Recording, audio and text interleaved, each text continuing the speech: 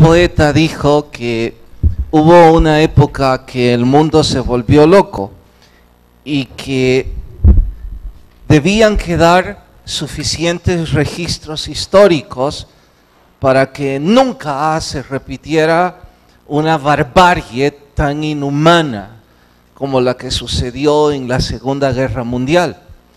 Voy a mostrarles algunas fotos de lo que significó el holocausto nazi, lo que significó el genocidio que Hitler propinó a los judíos.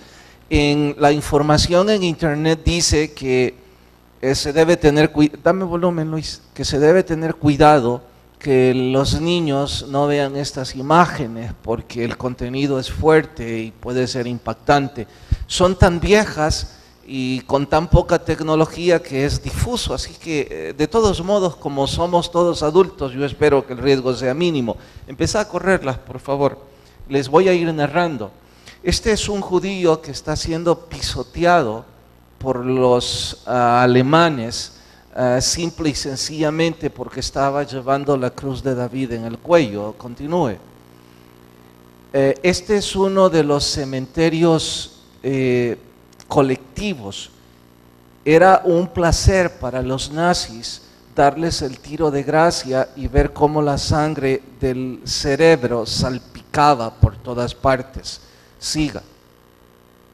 Los niños de 4 a 5 años eran encerrados como si fueran animales en pequeños establos cubiertos de alambres de púas. Y este campo de concentración es uno de los más emblemáticos de barbarie y crueldad, porque los dejaban hasta 2 semanas sin comer y asesinaban a sus padres enfrente de ellos.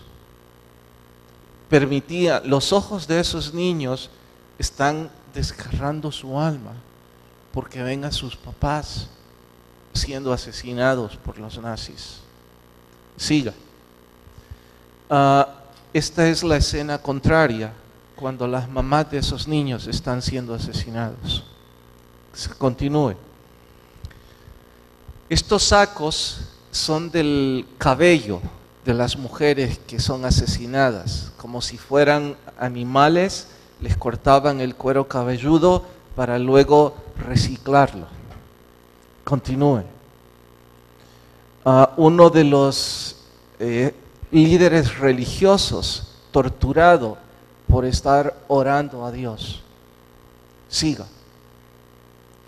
Esto era adorno acostumbrado en la clase alta de los alemanes, en las salas de sus casas.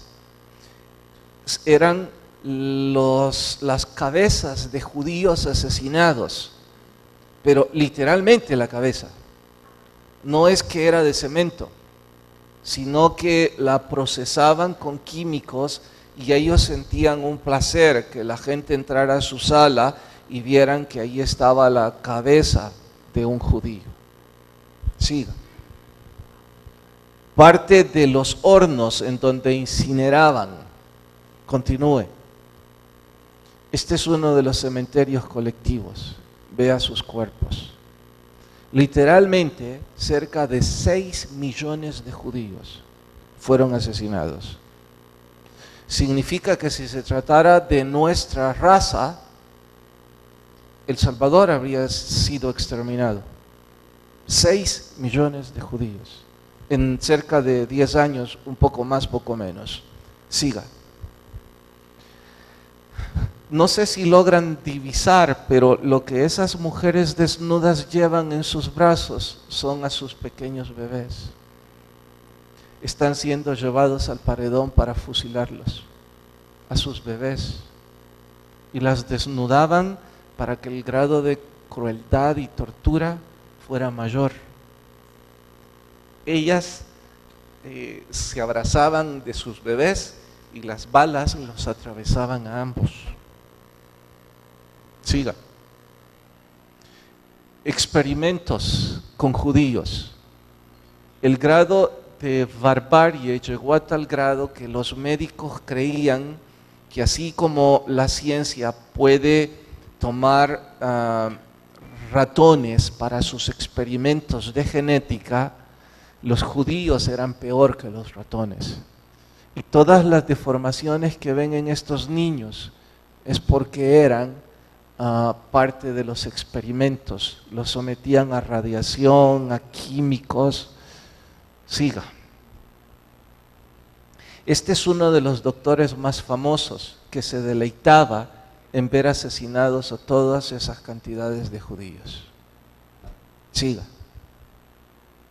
Aquí, yendo al paredón, a la par de las mujeres asesinaban a los hombres, los dejaban desnudos para que el frío también pusiera un grado extra de barbarie.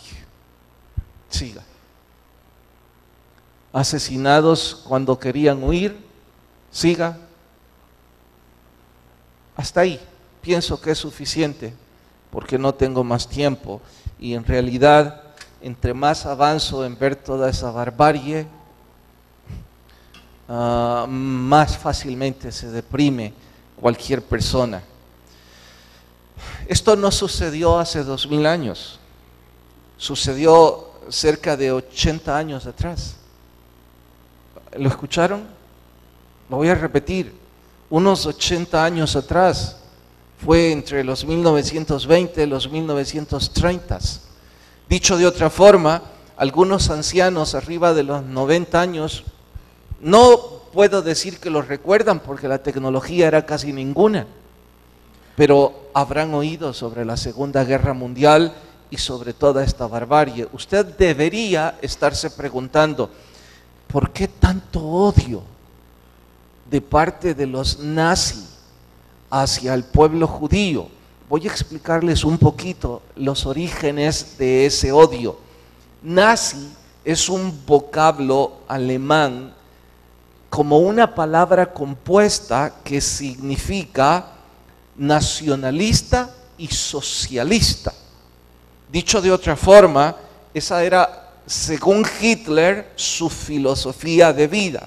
En realidad, pretendía erradicar la bobería de la democracia, del comunismo, y quería crear un nuevo orden en el planeta. Decía que él era uno de los iniciados provenientes de la raza aria. La raza aria es un movimiento tan antiguo como Nimrod en el Génesis, los cuales se creen superiores en apariencia física y también en conocimiento. Para ellos la perfección del cuerpo humano era un hombre alto, 1,90 de estatura o 1,80 fornido, ojos claros, piel blanca, mandíbula recta, y que quienes no cumplían ese perfil en apariencia física no eran parte del nuevo orden y que debían ser exterminados. Era la palabra literal. Y que el Partido Nacionalista Socialista, que eso significa nazi, conseguiría quitar la burla de la democracia o del comunismo, que en ese entonces eran como las dos filosofías en pugna, y que ellos no serían equilibrio, sino serían el nuevo orden.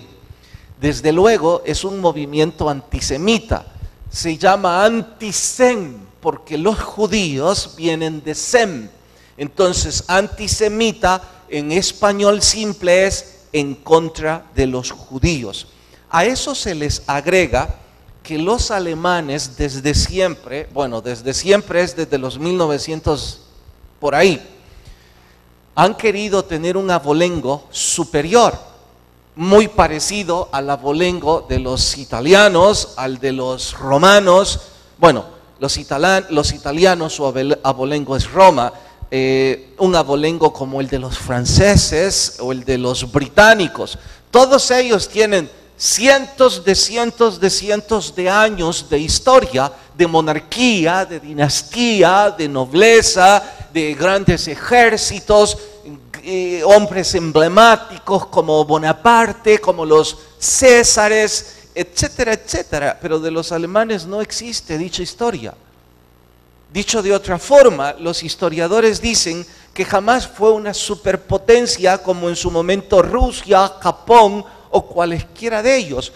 En su afán de ocupar cualesquiera de esas posiciones y de tener una historia tan impresionante como cualesquiera otras, sumado a la raza aria, surgieron con la famosa esvástica que la mayor parte la conoce como la cruz nazi. Pero vean este dato curioso. En realidad, el símbolo que Hitler usó es simple y sencillamente una cruz que hace eco de la cruz gamma.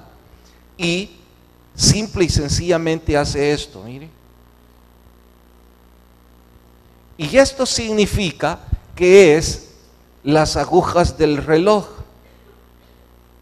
Y simple y sencillamente esta es una especie de flor que viene de una de las tradiciones o de las religiones paganas y diabólicas de las tribus indo-iraníes.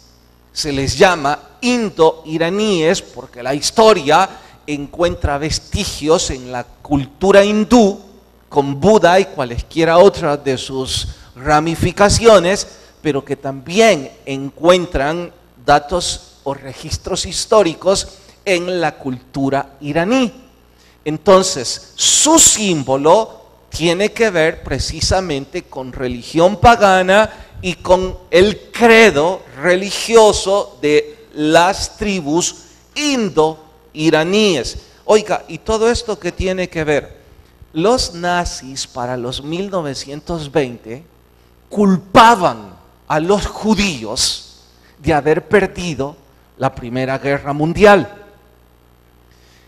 Llenos de odio, en la segunda tenían como principal propósito exterminarlos por completo.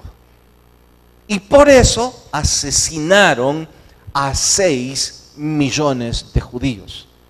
Usted dirá, bueno, pero en otras guerras se han asesinado más personas, a bombas atómicas, cosas parecidas. Ninguna con la barbarie y la crueldad de este genocidio.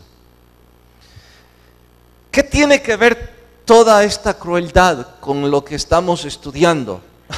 Mucho más de lo que usted se imagina. Atentos a ello.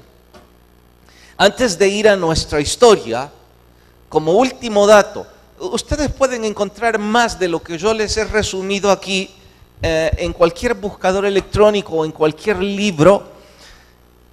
Pasarán horas y horas, pero les puedo asegurar, por poco frágil que usted sea, o por muy poco sensible, habrá lágrimas en sus ojos cuando usted lea toda la barbarie y la crueldad de esos años. Bueno, como último dato, ¿saben que fue en 1923 cuando Hitler, por votación popular, alcanzó el liderazgo oficial del partido nazi? Y lo consiguió por un solo voto. Es decir, con quien compitió, le ganó por un solo voto. En 1923. Usted dice, sigo sin entender, pastor, ¿qué tiene que ver todo esto con el libro de Esther? Atentos. ¿Escucharon cuando les dije cuáles son los orígenes de la esvástica? Les dije que era indo-iraní. ¿Recuerdan de dónde es Amán? Es agageo, amalecita, mismo territorio que ocupa hoy día Irán. Usted me dirá, pastor, ¿está diciendo que todo esto tiene alguna correlación? Bueno, saque usted sus propias conclusiones. Al principio del libro de Esther les expliqué el odio que Amán sentía por los judíos. ¿No les parece curioso que 1923, y si le sumo la época que esto sucedió, tal vez 2200 años antes, hubo otro Hitler intentando también el exterminio de los judíos. Y curiosamente también con la misma filosofía y con símbolos paganos de religiones diabólicas, deseando el exterminio de ellos. Bueno, puedo asegurarles, el exterminio que vimos, bueno, el casi exterminio del pueblo judío que sucedió en 1930, más y menos, habría sido el mismo que hubiera sucedido en el imperio medo-persa si no hubieran surgido dos personajes que decidieron no quedarse callados. Usted me dirá, pastor, ¿significa que en los 1900 estos se callaron? Le voy a explicar lo que dice el profeta Ezequiel. Dice que el Espíritu de Dios descendió y desafió a los hombres a que buscaran en los corazones de todos ellos, y que si hallaban uno con un corazón íntegro delante de Dios, Dios los perdonaba. Pero no se halló uno. En la época del imperio persa se hallaron dos: Mardoqueo y su prima. Ellos decidieron no quedarse callados. Y por favor no vaya a creer que dirigieron una revuelta o hicieron una huelga y empezaron una revolución contra el imperio. No, cuando digo decidieron no quedarse callados, fue delante de su Dios, porque tenían un corazón íntegro. Y por eso el musical que vamos a celebrar se titula No debemos callar, en honor a la vida de Hadasa, en honor al capítulo 4, en honor al verso que hoy vamos a memorizar y que más tarde les explico. Vayan en sus Biblias hasta Esther de nuevo, capítulo 4, lo leemos una vez más. ¿Listas sus Biblias? Esther capítulo 4, vamos al verso 14.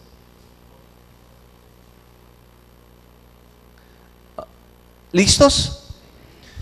Porque si callas absolutamente en este tiempo, respiro y liberación vendrá de alguna otra parte para los judíos, mas tú y la casa de tu padre pereceréis, y quién sabe si para esta hora has llegado al reino. Hasta ahí leemos y oramos. Te ruego, Señor, abras nuestros corazones, que no sea solo el sentimiento de tristeza al ver fotografías de lo que pasó en ese holocausto, sino más bien nuestro espíritu ardiendo por no quedarnos callados.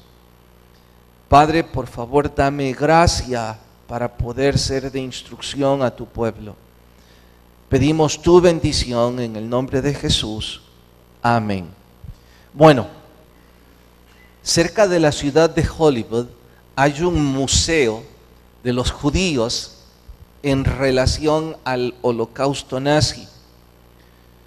Es un lugar hermoso en cuanto a su jardín en los exteriores, mucha arquitectura dentro del museo, pero cuando uno entra y ve estas fotos y puede escuchar el registro, porque han filmado a cientos de judíos que vivieron en esos campos de concentración, o mejor digo, que sobrevivieron.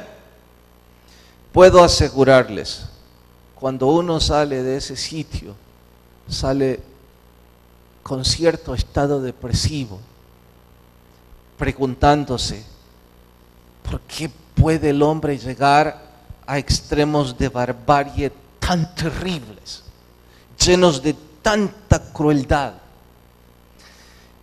Y no puede uno dejar de pensar que el mundo se había vuelto loco en esa época. Y eso es lo que estaba sucediendo en la ciudad de Susa. Quienes leen detenidamente la Escritura habrán visto que a pesar de que Asuero y que Amán estaban emborrachándose después de poner la fecha, la ciudad entera estaba consternada, diciendo: ¿cómo es esto? ¿Qué va a pasar? Bueno, en medio de esa consternación, Mardoqueo, cuando leyó el decreto, se vistió de cilicios, rompió su ropa y se sentó en el sitio en donde toda la guardia real lo verían al entrar al palacio. Muchos de ellos sabían que era el papá de la reina. Entonces corrieron hasta donde la reina y le dijeron: algo sucede con tu primo, tu padre adoptivo está lleno de luto, su corazón está desgarrado. La reina pensó que tenía que ver con dinero o algo parecido y le envió ropa, le envió algo de ayuda. Él se quejó, él se negó a aceptar nada de eso. En su lugar, le dio muchos detalles de lo que estaba pasando y le dijo a la guardia: lleven a la reina este decreto. Había conseguido una copia. Díganle que todo su pueblo morirá un solo día. Díganle la cantidad de dinero que Amán piensa hacer por ese día de exterminio. Y que hoy es el tiempo que ella abra su boca. Ellos corrieron a dar la noticia. Sé que usted se estará preguntando: pero ¿y por qué no la llevaba él mismo? No era permitido para nadie visitar a la reina. Nadie podía entrar hasta ahí, excepto los eunucos, y algunos de ellos sabían el grado de familiaridad. Cuando la reina escuchó esto, se llenó de pesar y respondió: díganle a Mardoqueo ¿qué puedo yo hacer? Nadie puede entrar al rey sin ser invitado por él. Llevo 30 días de que él no me hace pasar a sus cámaras, a su aposento. Y por otro lado, si yo entro sin haber sido invitada, voy a perder el cuello, me va a matar. La ley persa dice que nadie puede hacer eso. Es entonces cuando Mardoqueo le dice de forma firme el verso que hoy estamos memorizando: porque si callas, el alivio vendrá de alguna otra parte para el pueblo de los judíos, pero tú y la casa de tu padre pereceréis. Es más, dice Mardoqueo con cierta ira: ahora mismo quién sabe si tu condena ya ha sido escrita. Hoy es el tiempo que debes abrir la boca. Ahora debe quitarte ese velo de tu rostro. Aunque eres bella, aunque tienes la mirada y los ojos más dulces, ahora quítate el velo. Te dije durante muchos años que guardaras discreción, que no dijeras nada sobre tus orígenes, pero hoy es el tiempo de hablar. Ahora tú tienes que hacer algo. Cuando regresaron la noticia a la reina, pues ella dijo con cierta hidalguía y mucho coraje: por favor, dile a todos los judíos del reino de Susa que a partir de hoy se unan conmigo en 3 días de ayuno y oración, día y noche. Yo les pregunto a todos los historiadores: ¿y de dónde se han sacado que el libro de Esther no habla nada respecto a Dios? Si cuando un judío hace ayuno es al Dios Todopoderoso. Claro que habla, pero se los dije desde que empezamos a estudiar debajo de la letra. En fin, dígales a todos que ayunen. Mis doncellas y yo también entraremos en esos 3 días de ayuno y oración. Cuando hayan pasado esos 3 días, entonces oren con más fuerza, porque ese día, dice Esther, ustedes sabrán que yo entraré a la corte del rey, y si perezco, que perezca. Ustedes encontrarán verso a verso más tarde los detalles de lo que yo estoy diciendo. Por ahora, tengo que hacer paréntesis a la historia, por emocionante que sea, porque en los pocos 10 minutos que me quedan tengo que decir 3 lecciones para mi propia vida. La primera, la diferencia que una sola persona hace es grande, para bien o para mal. Quien había provocado todo este mal en el pueblo de los judíos era un solo hombre, Amán el agageo. Y aunque la historia dice que los nazis disfrutaban matar a los judíos y que se veía el gozo, bueno, creo que la palabra no es gozo, creo que se veía el placer del infierno de ver la sangre salpicada. Quien influyó sobre todo ese pueblo fue Hitler, fue un solo hombre. También la Biblia dice que por un solo hombre el pecado entró a la humanidad, pero también la Biblia dice que por un solo hombre la gracia de Dios abundó sobre la humanidad. También la Biblia dice que hubo un solo hombre en cada momento de la historia que con su influencia Dios provocó libertad en su pueblo. La diferencia que un solo hombre puede hacer es enorme. Con esto estoy diciéndole a usted que tiene quizás 20 años y ve que sus padres cada día se distancian más. Sé que usted puede decir, ¿qué puedo yo hacer, pastor? Bueno, no haga nada y deje que toda su familia se haga añicos. Pero lo que yo veo en la historia bíblica es que un solo hombre puede hacer diferencia. O una sola mujer. Lo mismo le puedo decir a usted con ese amigo o con ese compañero de trabajo. Por eso nosotros estamos invitando a esta tarjeta doble, porque su oración y su ayuno puede ser la diferencia para sus hijos. Claro, si usted sale de esa burbuja religiosa y deja de repetir la necedad de que usted no puede hacer nada. Uno de los poemas más emblemáticos en ese museo se lo voy a tararear. Dice, no está escrito, está colocado en audio en distintos audífonos del museo. Olvido el nombre de este judío, pero él decía, cuando se llevaron a los gitanos, no dije nada, porque yo no soy un gitano, porque los nazis, cuenta la historia que empezaron el genocidio con los gitanos. Dice, más tarde reclutaron a los jóvenes, no dije nada porque yo no soy un joven. Después hicieron daño a mis vecinos y yo no dije nada porque no conocía a mis vecinos.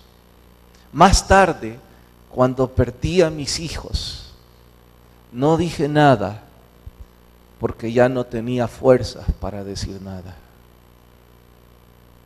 Solo me queda que algún día fui judío. Si usted se queda callado, sus papás, sus hijos, su esposa se va a ir al infierno por la eternidad. Y yo no espero que este sermón llegue a los que vienen a la iglesia nada más por jugar fútbol o cualquier otro deporte. Yo no espero que este sermón llegue a los religiosos que les gusta ocupar títulos ministeriales, que les gusta que las muchedumbres los vean. En todo el año nadie ha conocido de Jesús por usted. Nadie. Yo no espero que esto llegue a usted. Yo espero que esto llegue a hombres y mujeres como Mardoqueo y Esther, que no somos de hierro. De vez en cuando titubeamos, de vez en cuando nos enredamos en este mundo, en cosas que no deberíamos. Pero cuando la palabra de Dios nos dice, debes hablar, no debes quedarte callado, entonces quitan ese velo de sus rostros y son instrumentos para Dios. Me emociona cuando leo versículo a versículo, cada detalle, dice que Mardoqueo no solo no se quedó callado, sino que le dio evidencias. ¿Sabe que Mardoqueo ya había calculado cuánto dinero iba a conseguir Amán de esta matanza? Y se lo dijo a la reina. En otras palabras, dile al rey que detrás de todo esto hay un sentimiento diabólico de parte de ese hombre. No son mis habladurías, no son mis chismes, con evidencias. Si tuviera que hablar de los que disfrutan en llevar chismes por los pasillos de las iglesias y hablar cada cosa que no saben, tengo un gran sermón aquí, pero esta vez voy a dejar eso en paz porque ellos no cuentan. Los que cuentan son los que se van a quitar el velo para que aquellos que se van a ir para el infierno sean rescatados porque usted decidió no quedarse callado. De eso se trata. Y dice finalmente, si perezco, que perezca. Sé que algunos de ustedes criticarían a la reina diciendo, pero ¿por qué titubeó? Bueno, les dije antes, la mujer no era de hierro. No era fácil en una cultura como esa entrar a los aposentos del rey. Si el rey no estaba de buenas, iba a perder la cabeza. Además, ella no sabía nada de política. Ella no sabía nada de lo que estaba pasando en el reino. Cuando se dio cuenta, entonces su corazón se quebró. Y espiritualmente hizo lo mejor que usted o yo podemos hacer. Días de ayuno y oración. Y con convicción finalmente dice, si perezco, que perezca. Usted puede hacer la diferencia. Les dije antes y voy a terminar con la misma expresión. Para bien o para mal, una sola persona hace la diferencia. Se los voy a demostrar con el mal. Cuando una persona empieza a murmurar y a hacer calumnias en una compañía, en una familia o en una iglesia, una o dos personas son capaces de destruirla. Yo no sé si se dan cuenta de cuánta maldad hay en esos comentarios y si ellos lo hacen con placer o son simplemente gente ignorante, pero hacen daño. Bueno, piense en el otro extremo. Ahora quítese ese velo del rostro y abra su boca para bendecir y que alguien venga a los pies de Jesús. La Biblia dice que cuando usted es instrumento para que alguien conozca de Jesús, usted ha sido el instrumento para cubrir multitud de pecados. Hay un genocidio mucho, pero mucho peor que el nazi. Es el que Satanás hará llevándose a muchos al infierno. Pero usted puede ser instrumento para que eso no suceda. Esta iglesia, nuestras familias, nuestros puestos de trabajo están hartos de los religiosos que andan discutiendo cosas que no llevan a nadie a los pies de Cristo.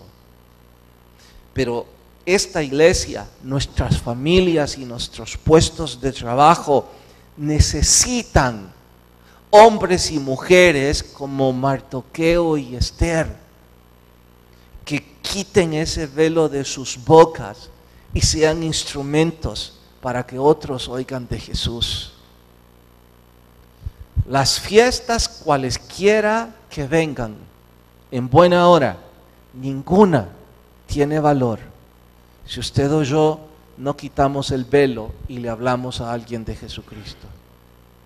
Nuestro sermón decía, no debemos callar.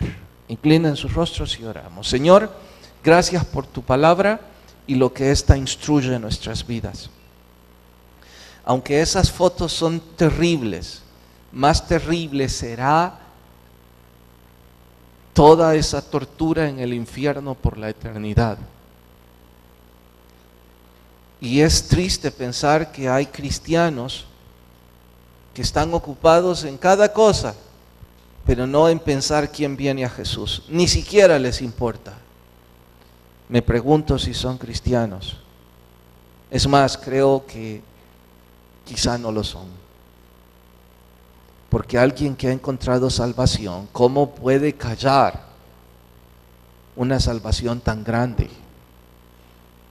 Te ruego, tu Espíritu Santo ponga en nuestros corazones la pasión por hablar de Jesús. Y que aquellos que vienen a la iglesia a sentarse religiosamente se den cuenta que si aman a Dios, no pueden estar callados. Señor, provoca un avivamiento en nuestros corazones. Y que si hay alguien sin Jesús, toque su corazón. Mientras oran, rostros inclinados y ojos cerrados. ¿Nunca antes vino a Jesús? Bueno, hoy es un buen día. No cierre su boca delante de Dios, ábrala. Usted puede hacer la diferencia en su familia, en su matrimonio, en su puesto de trabajo. Venga Jesús. ¿Habrá alguien que dice quiero hacerlo y levanta su mano en señal de recibir a Jesús y me deja orar con usted? Dios le bendiga. Puede bajar su mano. ¿Habrá alguien más? ¿Alguien más esta mañana que viene a Jesús y levanta su mano en señal de recibir a Cristo? Ahí donde está, déjeme orar con usted. ¿Alguien más? Y mi siguiente llamado es para todos los que se creen cristianos y que tienen un velo, que están ocupados en la religión y se creen muy correctos, pero nadie oye de Jesús por sus bocas. Dice que si usted calla, de algún lado vendrá la salvación de Dios, pero que usted y la casa de su padre perecerán. Señor, toca nuestras vidas y obra milagros. En el nombre de Jesús, amén. Dios nos bendiga. Nos vemos media semana. En la mesa ya están tarjetitas a la venta y también en la librería. Si no, el miércoles les esperamos. Que la paz de Dios vaya con todos. Luisito, el reloj hay que arreglarlo.